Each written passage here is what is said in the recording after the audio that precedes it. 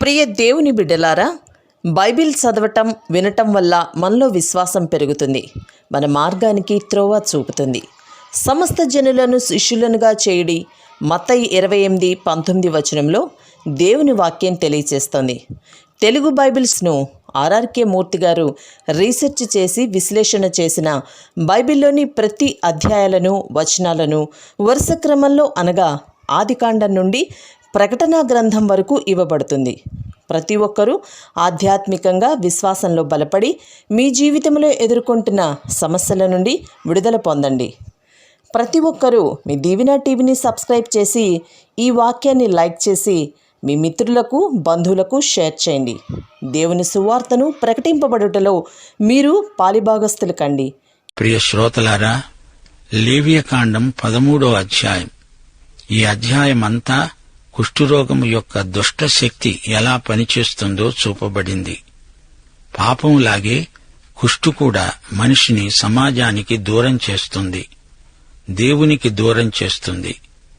ఎంతో అసహ్యకరమై రోగిని ఎందుకు కొరగాకుండా చేస్తుంది. కుష్ఠురోగి యొక్క శరీరమంతా వ్యాధి చేత సర్వనాశనమైపోతుంది.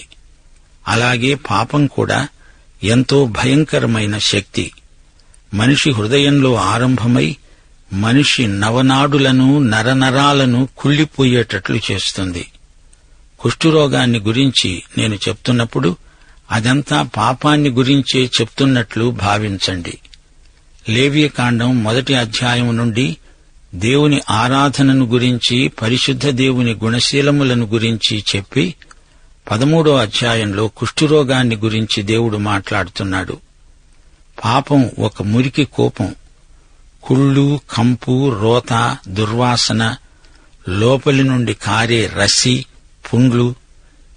ఇదంతా వినడానికి విసుగనిపించొచ్చు, కాని ఇది వాస్తవం. పాపము యొక్క విష ఫలితాలు వ్యక్తులే కాదు, కుటుంబాలు, సమాజాలు, జాతులు, దేశాలు, ప్రపంచమంతా అనుభవిస్తున్నారు.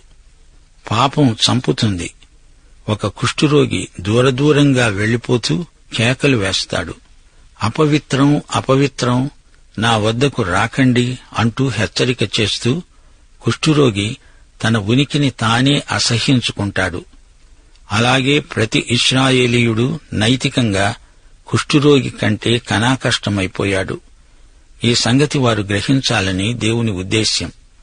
కుష్ఠురోగి తనకు తాను ఎట్టి సహాయమూ చేసుకోలేడు. యేసుక్రీస్తు లేనిదే పాపకుష్ఠుకు స్వస్థత లేదు. పాపకుష్ఠురోగికి పరలోకంలో ప్రవేశం లేదు. ఏ దేవదూత అలాంటి వ్యక్తిని ముట్టుకోడు, నిత్యత్వపు దూరంలోనే ఉంచుతాడు. పాపకుష్ఠురోగి దేవుణ్ణి చూడలేడు. దేవుడు ఎవరికీ ఏమీ అచ్చి ఉండలేదు. దేవుడు తలుచుకుంటే ఈ సమస్త సృష్టి దూది పింజలాగా ఎగిరిపోతుంది. ఆయనను కాదని మానవుడు చేయగలిగింది ఏదీ లేదు. అయితే దేవుడు నిన్ను నన్ను ఎంతో ప్రేమిస్తున్నాడు. అందుకే మనమింకా నాశనము కాకుండా బ్రతికి ఉన్నాము. పాపము ఎంతో పాపభూయిష్టమైనది. పాపానికి, కుష్ఠురోగానికి ఉన్న పోలికలు కోకొల్లలు.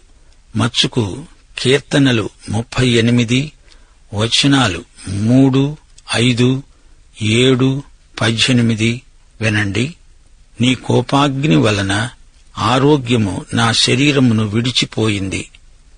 నా మూర్ఘత వలన కలిగిన నా గాయములు దుర్వాసన గలవై స్రవిస్తున్నవి. నా నడుము పాపముతో నిండి ఉన్నది. నా శరీరములో ఆరోగ్యము లేదు. నేను సొమ్మసిల్లి ఉన్నాను. నా దోషమును నేను ఒప్పుకుంటున్నాను. నా పాపమును గూర్చి విచారపడుతున్నాను. సోదరుడా, సోదరి, ఇవి ప్రతి మనిషి చెప్పవలసిన మాటలు. ఇది దేవుని సన్నిధిలో పాపమనే కుష్ఠుతో బాధపడే వ్యక్తి చేసే ఆక్రందన. యెషయా ఒక ప్రవక్తగా తన ప్రజల పాపాలను ఏకరువు పెడుతున్నాడు. అవన్నీ కుష్ఠురోగ లక్షణాలే. యెషయా 1వ అధ్యాయం 6వ వచనం, అరికాలు మొదలుకొని తల వరకు స్వస్థత కొంచెమైనా లేదు. ఎక్కడ చూచినా గాయాలు, దెబ్బలు, పచ్చి పుండ్లు. అవి పిండబడలేదు, కట్టబడలేదు, తైలముతో మెత్తన చేయబడలేదు. యెషయా 53 అధ్యాయం 4-5 వచనాలు. నిశ్చయముగా అతడు అనగా యేసుక్రీస్తు మన రోగాలను భరించాడు, మన వ్యసనాలను వహించాడు. అయినా మొత్తబడిన వానిగాను, దేవుని వలన బాధింపబడిన వానిగాను, శ్రమనొందిన వానిగాను మనము అతనిని ఎంచాము. మన అతిక్రమ క్రియలను బట్టి ఆయన గాయపరచబడ్డాడు, మన దోషములను బట్టి నలుగుగొట్టబడ్డాడు. మన సమాధానార్థమైన శిక్ష అతని మీద పడింది. అతడు పొందిన దెబ్బల చేత మనకు స్వస్థత కలుగుతున్నది. ఈ మాటలు వింటుంటే ఇదంతా కుష్ఠురోగి వర్ణన అనిపిస్తుంది. అవును, ఇది మామూలు కుష్ఠురోగం కాదు, అంతకంటే 1,000,000 రెట్లు భయంకరమైన పాపపు కుష్టు. లోకములోని మానవుల పాపమంతా యేసుక్రీస్తు మీద మోపబడింది. ఆయన శిలువ మీద మన పాపమంతా భరించాడు. 1 పేతురు 2 అధ్యాయం 24 వచనం. మనము పాపముల విషయమై చనిపోయి నీతి విషయమై జీవించున్నట్లు ఆయన తానే తన శరీరమందు మన పాపములను మ్రాను మీద మోశాడు. ఆయన పొందిన గాయాల చేత మీరు స్వస్థత నొందారు. మనమందరము పాపముల చేత మృతులం. అయితే ఆయన శిలువపై వేలాడుతూ మన పాపాలను తానే మోశాడు. భౌతికమైన రోగం పాపానికి సాదృశ్యం. పాప రోగ క్రిములు రాను రాను వృద్ధి అవుతాయి. పాపమే లేకపోతే రోగమే రాదు, మరణమే ఉండదు. లేవియకాండం 13వ అధ్యాయంలో ప్రవేశించడానికి ముందు 2 ప్రాముఖ్యమైన గమనికలు ఉన్నాయి. కుష్ఠురోగం ఆ రోజుల్లో ప్రజలను ఎంతో భయపెట్టింది.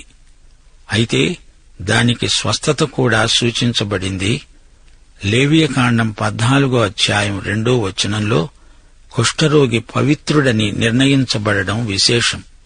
2 రాజులు 5వ అధ్యాయంలో నయమాను అనే కుష్ఠరోగికి స్వస్థత వచ్చింది.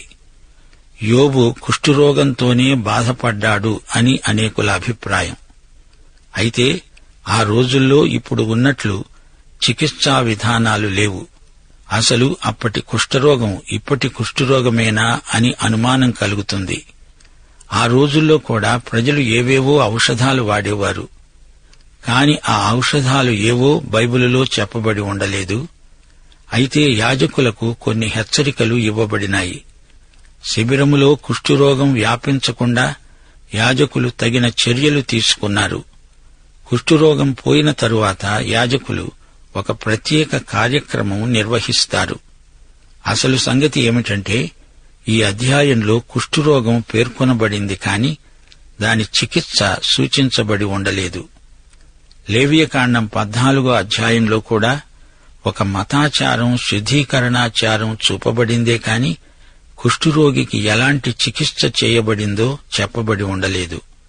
ఎందుకనగా కుష్ఠురోగం నుండి మనకు కొన్ని ఆధ్యాత్మిక పాఠాలు నేర్పాలని దేవుడు కోరుతున్నాడు. కుష్ఠురోగం పాపానికి సంకేతం. కుష్ఠురోగం అనగా ఏమిటి? అది ఎలా వస్తుంది? దాని కారణాలు ఏమిటి? దానికి ఔషధాలు ఏమి వాడాలి అని ఈ గ్రంథం చెప్పదు. ఇది వైద్యశాస్త్ర వాచక పుస్తకం కాదు. అలనాటి ప్రజల జ్ఞానం ప్రకారం అటువంటి రోగాలకు ఎలాంటి ఔషధాలు వాడారో అది మనకు తెలియదు. కాని మనం ఈ రోజున ఈ అధ్యాయాలలో నుండి ఆధ్యాత్మిక పాఠాలు నేర్చుకోవాలి. యాజకులు చేసిందంతా ఔషధ సేవ కాదు, తమ యాజక ధర్మం నెరవేర్చారు. మోషే ధర్మశాస్త్రంలో రాసినట్లు, దేవుడు చెప్పినట్లు చేశారు. అదంతా మత విషయిక కార్యక్రమం, వైద్య పరిచర్య కాదు. అప్పటి కుష్ఠురోగంలో ఇప్పటి అనేక రకాల చర్మ వ్యాధులు ఇమిడి ఉన్నాయి. అది కొరుకుడు పుండు అయి ఉండవచ్చు. ఈ వివరాలు కొన్ని 15వ అధ్యాయంలో వింటాము. కుష్ఠువ్యాధి ప్రారంభ దశ ఈ అధ్యాయంలో వర్ణించబడింది. ఒక వ్యక్తి కుష్ఠురోగి అని యాజకుడు నిర్ధారణ చేసి ప్రకటించాడు అంటే అతణ్ణి సమాజమంతా బహిష్కరించినట్లే. మళ్లీ చెబుతాను, ఇది కుష్ఠురోగ శుద్ధి కార్యక్రమం. ఇది చికిత్సా విధానం కాదు. అతని కుష్ఠురోగం పోయిన తరువాత అతనికి శుద్ధీకరణాచార కార్యక్రమం జరుగుతుంది. లేవియకాండంలో 13-14 అధ్యాయాలు పూర్తిగా కుష్ఠురోగ విషయాలే. కుష్ఠురోగ నిర్ధారణ 13వ అధ్యాయంలో ఉంది. 14వ అధ్యాయంలో కుష్ఠురోగిని శుద్ధి చేసే కార్యక్రమ వివరాలున్నాయి. బైబిలులో కుష్ఠురోగం అన్నప్పుడు అది సాధారణ పదం. బట్టలకు, కట్టడాలకు కూడా ఈ కుష్ఠు సోకింది అంటే రోగక్రిములు అంతటా ప్రసరిస్తాయని గ్రహించాలి. పవిత్రత, పారిశుధ్యం యూద ప్రజలకు ఎంత ప్రాముఖ్యమో మా శ్రోతలు గుర్తించాలి. కుష్ఠురోగం మొదట చర్మానికి, తరువాత వెంట్రుకలకు, తరువాత మాడుకు కూడా ప్రసరిస్తుంది.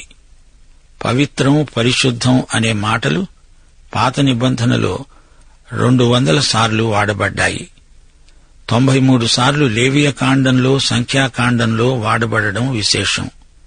అపవిత్రత అనే మాట పాత నిబంధనలో 280 సార్లు ప్రయోగించబడింది. 180 సార్లు లేవియకాండంలో, సంఖ్యాకాండంలో వాడబడింది. ఈ కుష్ఠురోగిని శుద్ధి చేసే కార్యక్రమంలో యాజకుడు ప్రధాన పాత్ర వహిస్తాడు. యాజకుడు వైద్యుడు కాడు, అతడు స్వస్థపరిచేవాడు కాడు. యాజకుడు మత విషయికంగా ఆరోగ్య శాఖాధికారి లాంటివాడు. మొదటి రోజు, 7వ రోజు, తిరిగి 8వ రోజు 3 విధాల శుద్ధి కార్యక్రమం ఉంటుంది. కుష్ఠురోగం ఎందుకొస్తుంది అంటే ఏదో పాపానికి ఇది ఫలితం అని పాత నిబంధన రోజుల్లో నమ్మారు. ఒకసారి మిర్యాము మీది శాపం కుష్ఠుగా పరిణమించింది. శరీరం మీద పొడలు కనపడితే బాలింతరాల్ని ప్రత్యేకంగా ఉంచుతారు. రోగం నయమైతే అవసరమైన బలులు అర్పించిన మీదట సమాజం ఆ వ్యక్తిని తిరిగి చేర్చుకుంటుంది. కుష్ఠు అంటే అది పాపానికి సంకేతమని నాటి ప్రజలు గట్టిగా నమ్మారు. కుష్ఠు అక్షరాలా పాపమని కాదుగాని అది పాపానికి గుర్తు. పాపం ఏ విధంగా దేవునితో సహవాసానికి ఆటంకమో అలాగే కుష్ఠు సమాజానికి రోగిని దూరం చేస్తుంది. పాపంలాగే కుష్ఠు పెరుగుతుంది, శరీరమంతటికీ వ్యాపిస్తుంది. శరీరంలో స్పర్శ జ్ఞానాన్ని నాశనం చేస్తుంది. యేసు ప్రభువు చాలామంది కుష్ఠురోగులను బాగుచేశాడు. గుడ్డివారికి, కుంటివారికి స్వస్థత, కుష్ఠురోగం నుండి శుద్ధి. ఇప్పుడు లేవియకాండం 13వ అధ్యాయం 1 నుండి 4వ వచనం వరకు వినండి. యెహోవా మోషే అహరోనులతో మాట్లాడాడు. అన్నాడు, ఒకని దేహ చర్మమందు వాపుగాని, పక్కుగాని, నిగనిగలాడే మచ్చగాని ఉండి వాని దేహ చర్మమందు కుష్టు పొడ వంటిది కనబడిన ఎడల యాజకుడైన అహరోను వద్దకైనను యాజకులైన అతని కుమారులలో ఒకని వద్దకైనను వానిని తీసుకురావాలి. ఆ యాజకుడు వాని దేహ చర్మమందు ఉన్న ఆ పొడను చూడగా ఆ పొడయందలి వెండ్రుకలు తెల్లబారిన ఎడల, ఆ పొడ అతని దేహ చర్మము కంటే పల్లముగా కనపడిన ఎడల అది కుష్ఠుపొడే. యాజకుడు అతణ్ణి చూచి అపవిత్రుడు అని నిర్ణయించాలి. నిగనిగలాడే మచ్చ చర్మము కంటే పల్లము కాక వాని దేహ చర్మమందు తెల్లగా కనపడిన ఎడల, వాని వెండ్రుకలు తెల్లబారకున్న ఎడల ఆ యాజకుడు 7 రోజులు ఆ పొడగల వాణ్ణి కడగా ఉంచాలి. ఈ యాజకులు కుష్ఠురోగ నిర్ధారణ చేసే పద్ధతులు విచిత్రంగా కనపడుతున్నాయి కదూ. ఆ రోజుల్లో అప్పటి జ్ఞానాన్ని అనుసరించి వారలా చేశారు. ఈ రోగ నిర్ధారణ ఉద్దేశ్యం స్వస్థత కాదు గాని అది ధర్మశాస్త్ర విధి విధానం. రోగ చికిత్స కాదు, రోగ నిర్ధారణ ముఖ్యం. యాజకుడు రోగి శరీర చర్మం మీద పక్కులను గుర్తుపట్టేస్తాడు. చిన్న పొడ, పక్కు నిగనిగలాడుతూ కనిపిస్తే అవి కుష్ఠురోగానికి సూచనలు. పొడ కనపడగానే అట్టి వ్యక్తిని అహరోను వద్దకు అనగా ప్రధాన యాజకుని వద్దకు తేవాలి. అలాగే ప్రతి పాపి మొదట మన ప్రధాన యాజకుడైన యేసు వద్దకు తేబడాలి. మన ప్రభు అయిన యేసు అహరోను కంటే శ్రేష్ఠుడు. ఈయన మన ప్రధాన యాజకుడే కాదు, పరమవైద్యుడు కూడా. ప్రతి విషయంలో ప్రార్థన చేయడం మన ప్రథమ కర్తవ్యం. ప్రతి విధమైన పాపానికి యేసుక్రీస్తే నిర్ధారకుడు, పరిహారకుడు. శారీరక ఆధ్యాత్మిక రోగాలన్నింటికీ యేసుక్రీస్తే వైద్యుడు, శస్త్రచికిత్స నిపుణుడు. ప్రతి రోగి యేసు దగ్గరికే వెళ్ళాలి. పాపం చేసినా, నీకు జబ్బు చేసినా, రోగం వచ్చినా మహావైద్యుడైన యేసును మాత్రమే సంప్రదించాలి. దైవ సేవకులు నర్సుల వంటివారు అంతే. హెబ్రీ పత్రిక 4వ అధ్యాయం 16వ వచనం, 7వ అధ్యాయం 25వ వచనం, ఈ 2 వచనాలు మనందరికీ గొప్ప ఆశీర్వచనాలు. 1 యోహాను 1వ అధ్యాయం 9వ వచనం మనకు అన్ని వేళల్లో గొప్ప మార్గదర్శి. వినండి, మనము కనికరింపబడి సమయోచితమైన సహాయము కోసం కృప పొందేటట్లు ధైర్యముతో కృపాసనమునొద్దకు చేరుదాము. ఈయన తన ద్వారా దేవుని యొద్దకు వచ్చే వారి పక్షమున విజ్ఞాపనము చేయడానికి నిరంతరము జీవిస్తున్నాడు గనుక వారిని సంపూర్ణముగా రక్షించడానికి శక్తిమంతుడు. మన పాపాలను మనం ఒప్పుకుంటే ఆయన నమ్మదగినవాడు, నీతిమంతుడు గనుక ఆయన మన పాపాలు క్షమిస్తాడు, సమస్త దుర్నీతి నుండి మనలను పవిత్రీకరిస్తాడు. ఈయనే యేసుక్రీస్తు.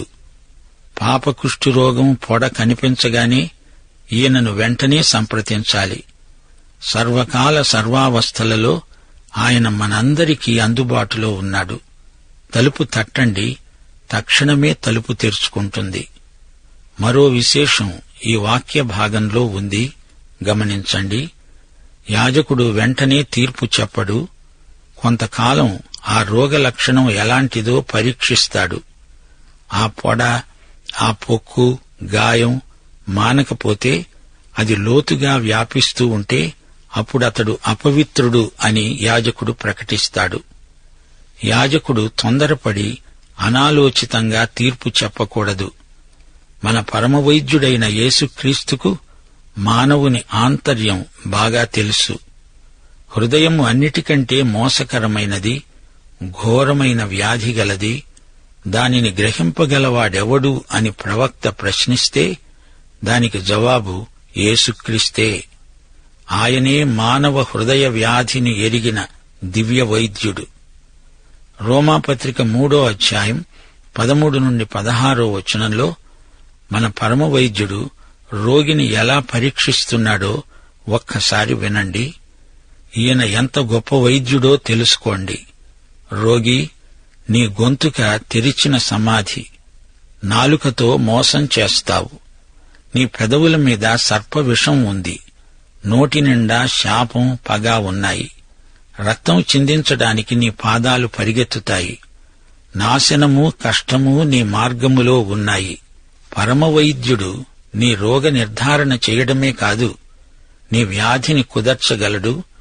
ఆయనకు అసాధ్యమైన రోగము ఏదీ లేదు. వైద్యుడు మొదట నోరు తెరువు అంటాడు, నీ నాలుక చూపు అంటాడు. అంతా రోగమే. మానవులందరూ పాపకుష్టు చేత బాధపడేవారే. పరలోకానికి నిన్ను తీసుకువెళ్లడానికి ముందు నీ పాపకుష్టు పూర్తిగా పోవాలి. పరలోకంలో కుష్టు ఉండడానికి వీల్లేదు. ఇంతకు ఈ అధ్యాయంలో తేలిన సారాంశం ఇదే. పాపం ఒక భయంకరమైన కుష్టు. పరిశుద్ధాత్మ దేవుని వాక్యంలో పాపము యొక్క ఘోరమైన, తీవ్రమైన లక్షణాన్ని చూపడానికి కుష్ఠురోగాన్ని సంకేతంగా తీసుకోవడం ఎంతో అర్థవంతం అనిపిస్తుంది. ప్రారంభంలో చిన్న పొడ, పొక్కు. రాను రాను అది పెద్దదై శరీర అవయవాలన్నిటికీ ప్రసరిస్తుంది. చివరికి మనిషిని పూర్తిగా చంపి విడుస్తుంది. పాపం పాపభూయిష్టమైన, దారుణమైన మహావ్యాధి. అవయవాలన్నీ పుచ్చిపోతాయి, కుళ్ళి రాలిపోతాయి. ఈ పాపకుష్టు రోగిని చిన్నప్పుడే పరమవైద్యుని దగ్గరికి తేవాలి. పిల్లలు చిన్నప్పుడు చేసే అల్లరి ముద్దుగా ఉందా? ఆ పిల్లవాడు పెద్దవాడైనప్పుడు చూడండి, వాడు లోకానికి చిచ్చు పెట్టేంత పాపి అవుతాడు. కుష్టును చిన్న పొడగా ఉన్నప్పుడే పసికట్టాలి. చిన్న పాపంతో ప్రారంభమై పాపం మనిషిని పాపదాస్యంలోకి నెట్టేస్తుంది. ఈ విషయం వచ్చే పాఠంలో ఇంకా వివరంగా తెలుసుకుందాము. పాఠం సమాప్తం. పరలోకపు తండ్రి, కృపాసత్య సంపూర్ణుడా, ఈ రోజున నీవు మాతో మాట్లాడిన సత్యాలు ఎంతో అమూల్యమైనవి. పాపము ఎంత పాపభూయిష్టమో, ఎంత భయంకరమైనదో, దానిని గురించి మేము ఏమి చర్య తీసుకోవాలో మీరు మాకు నేర్పారు. పాపి వెంటనే ఉన్న పాటున యేసు దగ్గరికి రావాలని మీరు మరోసారి హెచ్చరిక చేశారు. ఈ హెచ్చరికను బట్టి అనేక మంది నీ వద్దకు రాగలుగునట్లు నీ దీవెనలు దయచేయమని యేసుక్రీస్తు వారి శుభనామమున ప్రార్థన చేస్తున్నాము తండ్రి. ఆమేన్.